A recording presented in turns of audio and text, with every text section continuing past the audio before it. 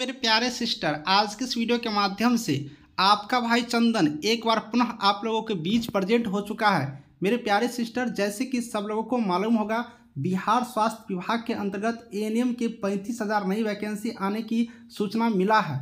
अब इस 35,000 सीटों में अगर आपको भी एक सीट पक्का करना है, एक सीट पे नौकरी लेना है, तो पढ़ाई करना स्टार्ट कर दीजिए। अभी से धीरे धीरे पढ़ाई करेंगे जिससे कि हम लोग को एक सीट हो सके। जीके सामान्य ज्ञान की क्लास भी हम शुरू कर दिए हैं। ये मेरा पहला क्लास है। आप सारे कैंडिडेट इस क्लास को अच्छी तरीके से करिए। सभी सब्जेक्ट के क्लास हम शुरू कर दिए हैं। आप लोग को एएनएम के टेक्निकल क्वेश्चन का क्लास भी शुरू किए हैं। जिनको क्लास छूट गया है, प्ले लिस्ट बना दिए हैं। मिडवाइफरी एएनएम मिडवाइफरी सब्जेक्ट अभी शुरू किए हैं, उसको देखिए। सब्जेक्ट वाइज क्लास कराएंगे, सभी टॉपिक पर कराएंगे, इसलिए आप सारे कैंडिडेट उस क्वेश्चंस को देखिए। और दोस्तों, अगर आपको डाउट होगा तो पूछिएगा। टेलीग्राम ग्रुप का लिंक डिस्क्रिप्शन में है, ज्वाइन करिए। वहाँ पर आपको पीडीएफ भी मिलेंगे। कोई डाउट होगा तो पूछिएगा। मैथ रीजनिंग का भी क्लास शुरू करेंगे बहुत ही जल्द। एएनएम के सेकेंड ईयर के स्टूडेंट जल्दी ही देखिएगा, क्योंकि अगर वैकेंसी आने में विलंब हुआ तो सेकेंड ईयर के जो कैंडिडेट हैं, स्टूडेंट हैं, वो सारे कैंडिडेट भी आ जाएंगे। इसलिए थोड़ा थोड़ा टाइम निकाल करके, मैं लंबा वीडियो नहीं बनाऊंगा, अब छोटा छोटा अभी से वीडियो बनाऊंगा। और जब एग्जामिनेशन के टाइम आएंगे तब ज़्यादा समय लेकर के ज़्यादा और स्पीड में पढ़ाई खींचेंगे। इसलिए अभी से हम लोग शुरू कर देते हैं। चलिए, आज सामान्य ज्ञान जीके की वीवीआई क्वेश्चन लेकर के आए हैं, उसको देखते हैं इस वीडियो के माध्यम से। प्यारे दोस्तों, जीके के क्वेश्चन पर हम लोग आ चुके हैं। मैं आपको थोड़ा सा जानकारी दे दूं कि एएनएम 8,853 की वैकेंसी आई थी। उनकी सारी प्रोसेस प्रक्रिया अब समाप्त हो गया, ज्वाइनिंग तक हो गया। इसमें जब हमने क्लास लिया था जीके का, तो सेम टू सेम क्वेश्चन बहुत ऐसे तो जो सेम टू सेम मिल गया था। और सिर्फ हम वीवीआई क्वेश्चन करवाए थे। और मेरे बहुत सारे स्टूडेंट हैं जो पास आउट करके अभी बिहार के सभी हॉस्पिटल में जॉब कर रहे हैं। तो आप लोग एक बार पुनः जा करके पूछ सकते हो कि सर जो पढ़ाए थे जीके का, उसमें से मैच हुआ कि नहीं हुआ। तो इस बार पुनः आप लोग के लिए मैं एक बार क्लास लेकर के आ चुका हूँ। जीके का क्लास स्टार्ट हो चुका है, सबको बता दीजिएगा। टेलीग्राम ग्रुप का लिंक डिस्क्रिप्शन में ज्वाइन करिएगा, वहाँ से आपको जानकारी मिल जाएंगे। तो मेरे प्यारे सिस्टर, आपको जानकारी दे दूँ कि आज का जो पहला क्वेश्चन लूँगा यहाँ से शुरू करूँगा, ठीक है। तो चलिए शुरू करते हैं। शिक्षा किस सूची के अंतर्गत आता है?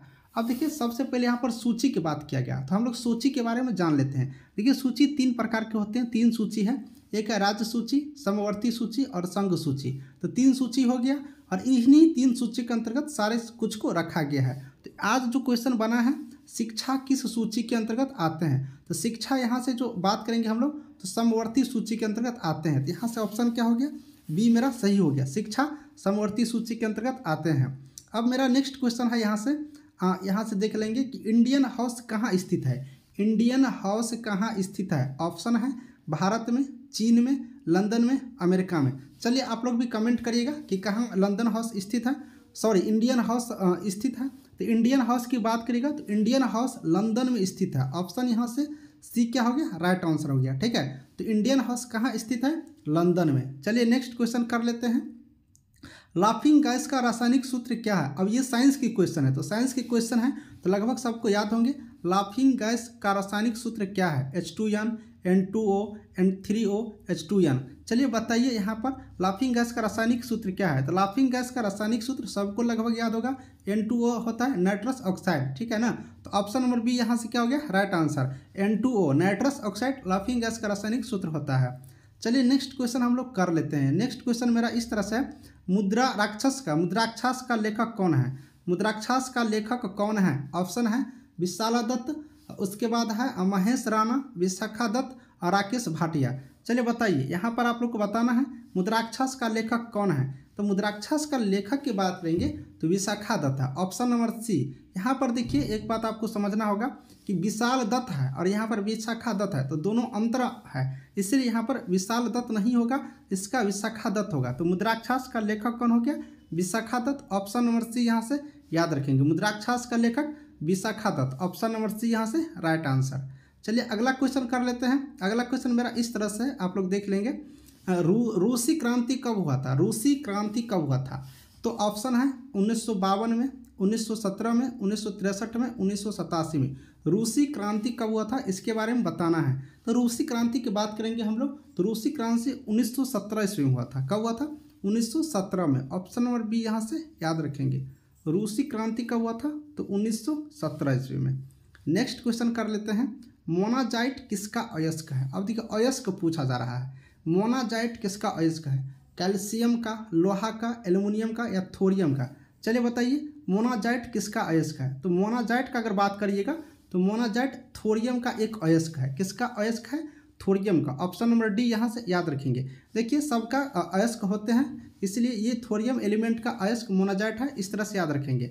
अब नेक्स्ट क्वेश्चन देख लेते हैं। इंग्लैंड के प्रथम प्रधानमंत्री कौन थे? ये क्वेश्चन बहुत बार पूछे जाते हैं। इंग्लैंड के प्रथम प्रधानमंत्री कौन थे? तो ऑप्शन मेरा कौन कौन है? रॉबर्ट क्लेव, रॉबर्ट वालपोल, रॉबर्ट टेसन, रॉबर्ट बानू। तो यहाँ से बताना है इंग्लैंड के प्रथम प्रधानमंत्री। तो इंग्लैंड के प्रथम प्रधानमंत्री के बात अगर करिएगा तो इंग्लैंड का प्रथम प्रधानमंत्री रॉबर्ट वालपोल है। रॉबर्ट वालपोल यहाँ पर इंग्लैंड के प्रथम प्रधानमंत्री है। तो ऑप्शन नंबर बी यहाँ से याद रखेंगे। अब हम लोग देख लेते हैं अगला क्वेश्चन, आज़ाद हिंद फौज का गठन कब हुआ था?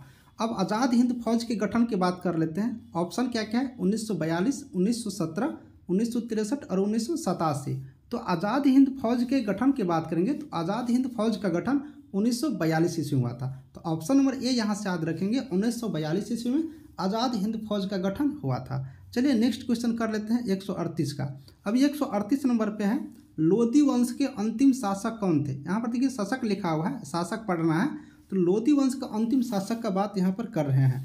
तो इब्राहिम लोदी, बाबर, राणा संगा और प्रेम लोदी। तो बताइए लोदी वंश का अंतिम शासक। देखिए इसमें लोदी लगा हुआ है तो लोदी से आप लोग इब्राहिम लोदी याद रखिएगा। ऑप्शन नंबर ए सही है, इब्राहिम लोदी लोदी वंश के अंतिम शासक थे, है ना। तो ये यहाँ से याद रखेंगे। नेक्स्ट क्वेश्चन हम लोग कर लेते हैं, गोरसप्पा जलप्रपात किस नदी पर है? अब देखिए गोरसप्पा जलप्रपात किस नदी पर है? तो गंगा नदी पर, यमुना नदी पर, शरावती नदी पर, एक और ऑप्शन दे देते हैं, एक और ऑप्शन ब्रह्मपुत्रा नदी पर। तो चलिए बताइए यहाँ पर गोरसप्पा जलप्रपात पूछ रहा है। तो गोरसप्पा जलप्रपात किस नदी पर है? अगर आप लोग को याद है तो आप लोग भी कमेंट करिएगा। तो गोरसप्पा जलप्रपात की बात करेंगे ये शरावती नदी पर है। कहाँ पर है? शरावती नदी पर। ऑप्शन नंबर सी यहाँ से याद रखेंगे। तो ये समझिए कहाँ पर है गोरसप्पा जलप्रपात? तो शरावती नदी पर। चलिए नेक्स्ट क्वेश्चन कर लेते हैं 140 का। राष्ट्रीय समुद्र विज्ञान संस्थान कहाँ है? राष्ट्रीय समुद्र विज्ञान संस्थान कहाँ है? केरल में, गोवा में, तमिलनाडु में या फिर उड़ीसा में? तो राष्ट्रीय समुद्र विज्ञान संस्थान की बात करेंगे तो ये गोवा राज्य में स्थित है। कहाँ पर स्थित है? गोवा में। और गोवा का राजधानी कहाँ है? पणजी है। गोवा की राजधानी कहाँ है? पणजी है। और ये छोटा राज्य है, थोड़ा इसको याद रखेंगे। तो राष्ट्रीय समुद्र विज्ञान कहाँ है? तो गोवा में। चलिए अब नेक्स्ट क्वेश्चन हम लोग कर लेते हैं, राज्यसभा का पदेन अध्यक्ष कौन होता है? राज्यसभा होता है ना और लोकसभा। यहाँ पर देखिए राज्यसभा और एक होता है लोकसभा, दोनों समझ लीजिए। तो देखिए लोकसभा छोटा होता है ना। लोकसभा छोटा है किससे? तो राज्यसभा से। ये चीज़ याद रखेंगे, ये नहीं कि राज्यसभा छोटा होता है, राज्यसभा बड़ा होता है और लोकसभा छोटा होता है।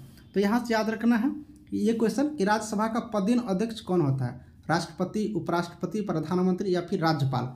तो अगर बात करेंगे राज्यसभा का पदेन अध्यक्ष तो राज्यसभा का पदेन अध्यक्ष उपराष्ट्रपति होते हैं। तो ऑप्शन नंबर बी यहाँ से हम लोग का सही आंसर हुआ, राज्यसभा का पदेन अध्यक्ष उपराष्ट्रपति। चलिए नेक्स्ट क्वेश्चन कर लेते हैं। नेक्स्ट क्वेश्चन मेरा क्या है, सेना दिवस कब मनाया जाता है? सेना दिवस, सेना दिवस कब मनाया जाता है? 10 जनवरी, 12 मार्च, 22 दिसंबर या फिर 15 जनवरी? बताइए सेना दिवस कब मनाया जाता है? तो सेना दिवस हम लोग प्रत्येक वर्ष मनाते हैं 15 जनवरी को। कब मनाते हैं? 15 जनवरी को मनाते हैं। ऑप्शन नंबर डी यहाँ से याद रखेंगे। चलिए नेक्स्ट क्वेश्चन कर लेते हैं, चक्रपात किसके कारण होता है? चक्रपात, चक्रपात किसके कारण होता है? उच्च दाब के कारण, निम्न दाब के कारण, माध्यम दाब के कारण, उच्च दाब निम्न दाब दोनों के कारण? बताइए चक्रपात किसके कारण होता है? तो चक्रपात की अगर बात करिएगा तो चक्रपात आप लोग को निम्न दाब के कारण होता है। किसके कारण होता है? निम्न दाब के कारण होता है। ऑप्शन नंबर बी याद रखेंगे। चलिए नेक्स्ट क्वेश्चन कर लेते हैं, भारत में प्रथम रेल किसके शासनकाल में चलाया गया था? भारत में जब पहली बार रेल चलाया गया था वो किसके शासनकाल में? तो हमको लगता है सबको ये याद होगा क्वेश्चन का आंसर, लॉर्ड डलहौजी शासनकाल में चलाया गया था। भारत में 1853 में जो यहाँ पर पहली बार रेल चलाया गया था मुंबई से थाने, तो भारत में प्रथम बार शासनकाल में, तो उस टाइम में लॉर्ड डलहौजी का शासन था, है ना। चलिए नेक्स्ट क्वेश्चन कर लेते हैं, पानीपत की दूसरी युद्ध कब हुआ था? देखिए पानीपत की दूसरी युद्ध की बात यहाँ पर हो रहा है। तो यहाँ पर अगर पानीपत की दूसरी युद्ध 1526, 1528, 1556, तो देखिए पानीपत की अगर दूसरी युद्ध की बात करिएगा तो प्रथम 1526 हुआ था और दूसरी बार 1556 में। तो ऑप्शन नंबर सी यहाँ से राइट आंसर हुआ। तो यहाँ से पानीपत की दूसरी युद्ध कब हो गया?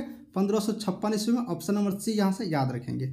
चलिए नेक्स्ट क्वेश्चन कर लेते हैं, मानसरोवर झील कहाँ स्थित है? मानसरोवर झील कहाँ स्थित है? ऑप्शन है चीन में और दूसरा ऑप्शन हम लोग देख लेते हैं अमेरिका, तिब्बत, अफ्रीका।